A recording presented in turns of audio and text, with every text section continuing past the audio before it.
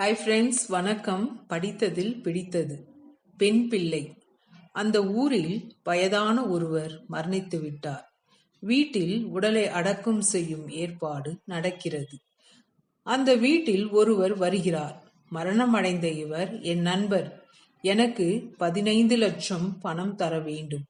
பணம் தந்தால்தான் உடலை எடுக்க அனுமதிப்பேன் என்கிறார். விவாதங்கள் நடக்கிறது. 3 மகன்களும் சொல்கிறார்கள், நாங்கள் தரமாட்டோம், எங்கள் தந்தை இது பற்றி எங்களிடம் எதுவும் கூறவில்லை என்கின்றனர். அங்கு இருந்தவர்களோ எவ்வளவோ எடுத்து சொல்லியும் 3 மகன்களும் அதை காதில் வாங்கிக் கொள்ளவில்லை. பதட்டம் அதிகரிக்கிறது. ஒரே மகள் ஓடி வருகிறாள்.